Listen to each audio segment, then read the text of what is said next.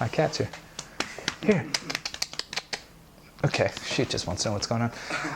So I thought I was gonna be an illustrator, really.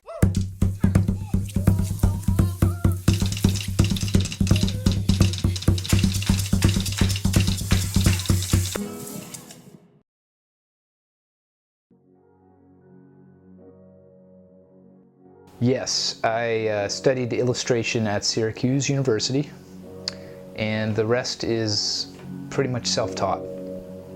Just like a lifetime of doodling, nonstop.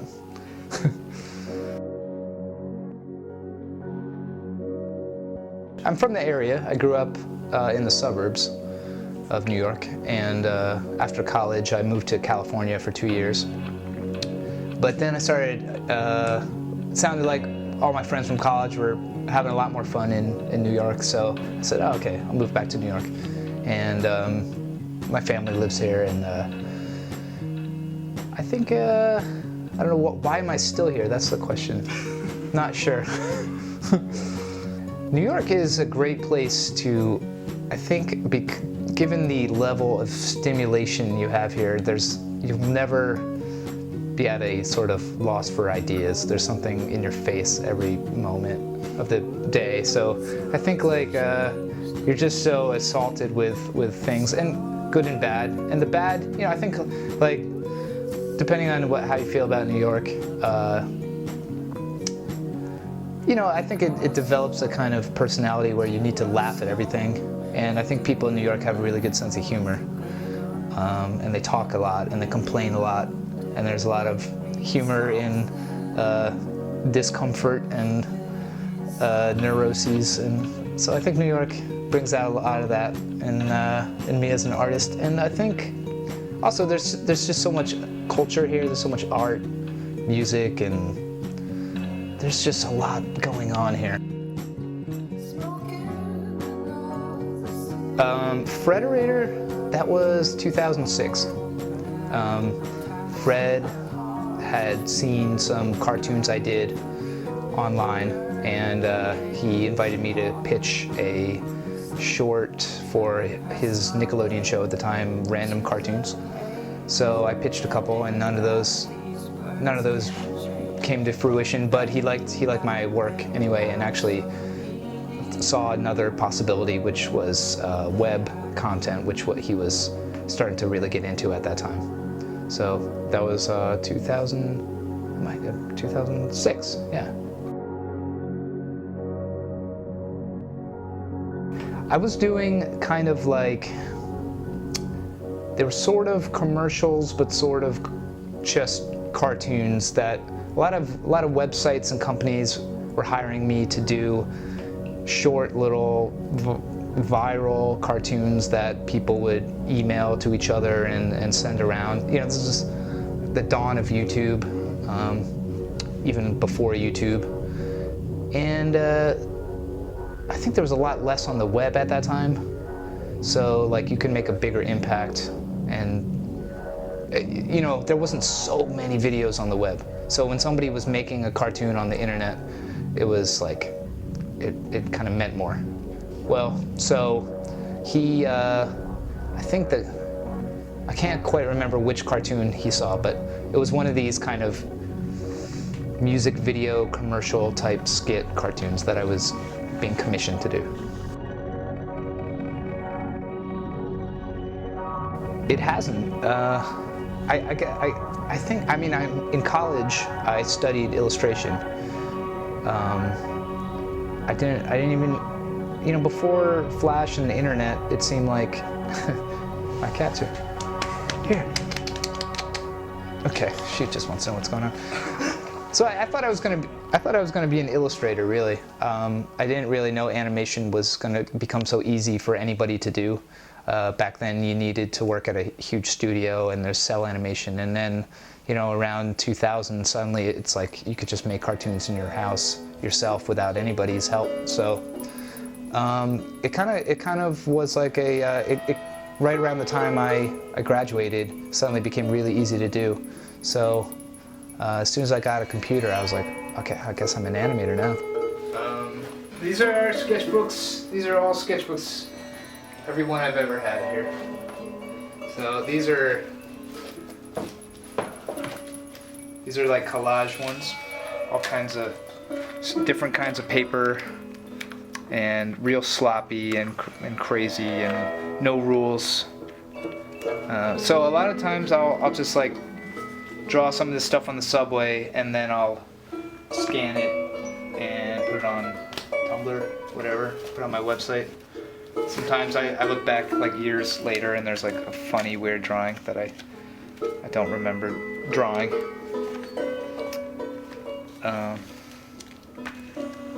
It's weird stuff.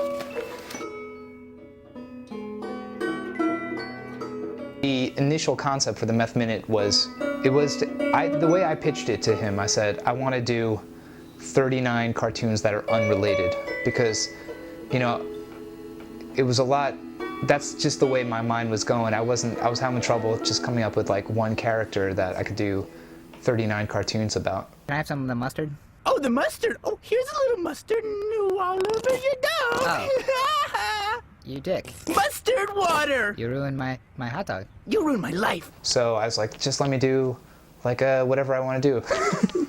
And somehow he said, okay, that sounds like a good idea. Whitney Houston? Ooh, you're ironic. You're so clever. Yay. The Stoic Scroll. Don't be sad when the nights are over, because watermelon nights come back every year. Oh, man. Yeah. Doodle time. What are we doing? Let's draw. What are we doing? Like some kind of electronic digital contraption that has been specifically designed by futuristic overlords of technology to procreate with human females using their cold precision to usher in the era of a superior cyborganic mankind. Sex machine! Yeah! Come here. Yeah.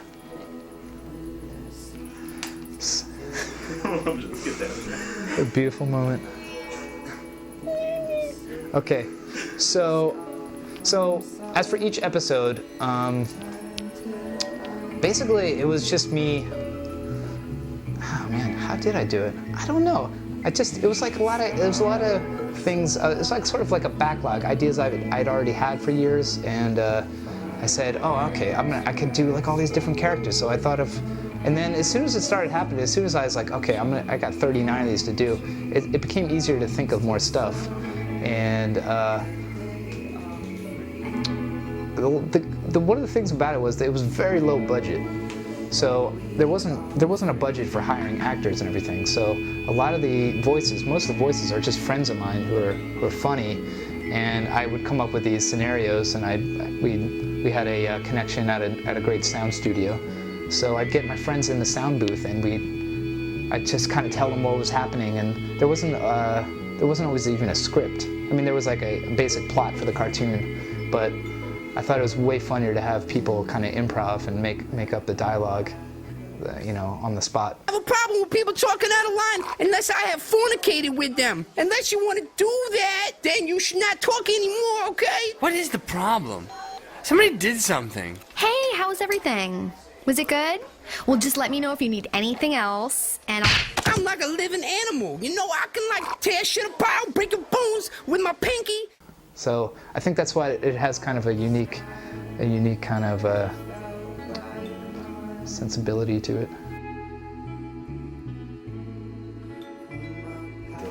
Oh my God. I was working on sometimes 4 or 5 at the same time. I was thinking ahead the entire time. I mean, there wasn't like, I didn't have years to work on this. They were overlapping the production. I had some interns doing animation, and it was all in my mind. I was like, okay, you're gonna be doing this one that's 5 episodes from now.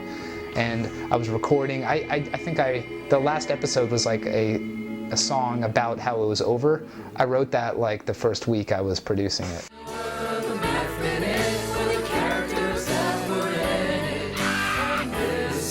Our final farewell.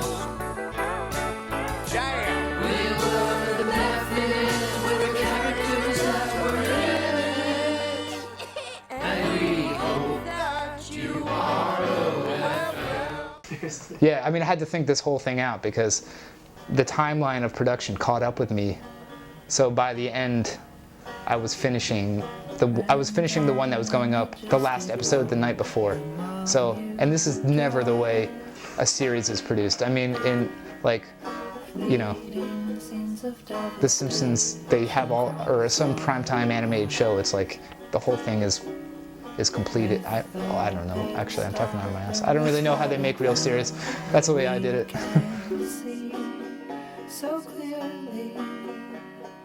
I think I'm more into drawing right now. I'll probably go back into animation. I just needed a break. That was like a very exhausting production, the Meth Minute. Also, I would like to say my art is probably getting a lot weirder. I think I care less about if everyone's gonna laugh at this and more about like I think it's funny and a lot of strange people will think it's funny, but I'm not going for viral, you know, that kind of like, yeah, viral cover of YouTube type of cartoon anymore. It doesn't matter to me as much. When you ask like how my art's changing, I think more and more I'm trying to use more color, more paint, fill up the page a lot more than I used to. Really get experimental, no rules. Like this is, you know, like the printer cartridge. Oh yeah. I just started like it was like kind of done, so I was just like slamming it on the paper. You get all kinds of crazy ink splatters and stuff.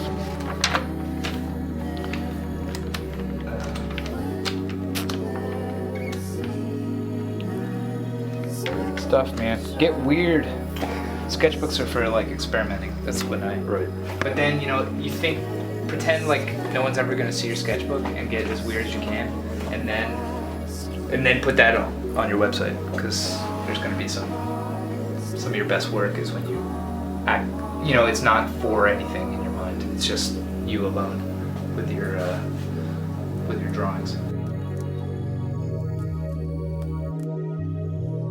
I think weird but funny. I thought of it this way, it's like the best way to make art for me is to like think about what you're interested in and what you think is funny and what other people think is funny, but you know, you have to be true to what the weird stuff that you're into if you want it to be any good. I'm gonna do cartoons about things that interest me, and the other people out there who are also interested in that will love it. That's my philosophy. So try to stick to your own gut feeling, I think. Well, this is unfinished actually at the moment, but this is something new I'm starting. It's like giant drawings of a very techno-organic type of future-y, sci-fi type architecture and blueprint type drawings. Actually, can I? Yeah. I'll show you here. This is how I'm doing it. First, I cut out tons of things, and I collaged them all together, and I spent a really long time on that. And then I just start drawing it. I think I'm gonna leave it black and white, but I'm not sure. Probably. It was great. It was like just about everybody was in their 20s. David Karp, who created Tumblr, he was like 19. He was like you would have thought he was the intern, except and we used to go get lunch together, and this is like, I don't know, maybe I'm wrong, but it feels like 2007. The YouTube world, the like viral video world was sort of different than it is now. I feel like there was less things that became viral, like at that, okay, well, that's not about The Office really, but I mean, at that time you had like things like Chocolate Rain and stuff that were like accidentally viral, and now it was before people were really trying to create their own, like companies were really trying to manufacture huge videos, and things that were being forwarded around it seemed more organic. But anyway, the office was great. I mean, there was like cartoon stuff all over the walls. There was all these, there was people who knew how to do everything were all around you. You could ask just about anybody. We had a great library of cartoon memorabilia and research and everything. And but it was like 20 people in the office, and everyone knew each other. It was great.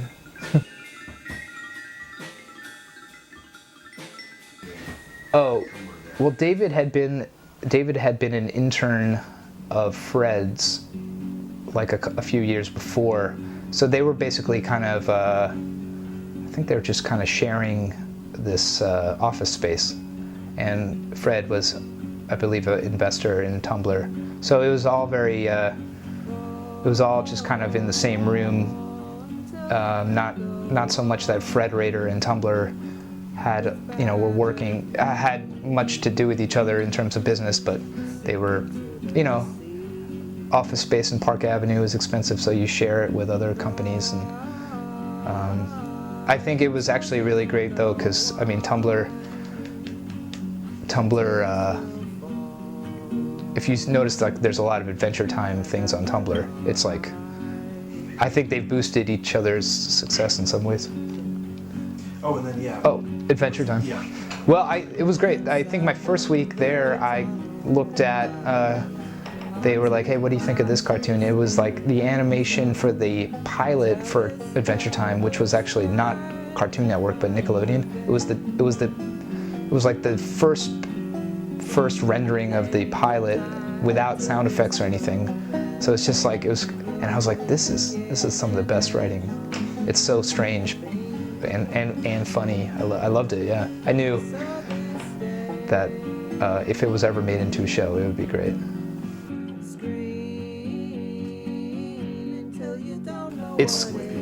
I think it's great. I've been, it's like 5 years now, I made it a mission early on to say, as best as I can, I'll try to put something new up once a day on Tumblr at the same time every day. And it just became part of my routine, and I think it's really helped people. It helps me make new stuff. It helps me have like a drive to make something new all the time. And also, for better or for worse, it's sort of like an instant, I call it like instant Nielsen's ratings. Like you put up a cartoon, you put up a drawing, especially the drawings, they work, I think they're seen more on Tumblr than videos. But you put something up every day and you're like, you can instantly tell the appeal of every single drawing. And so, I'm still trying to please. As weird as I want to take my art, I'm still like hoping people like it. So Tumblr, it instantly, and you get more followers, then it gets to be even better, a better census of, accurate census of if a funny drawing or whatever. So, yeah, it keeps me going 5 days a week, putting something up, at least something.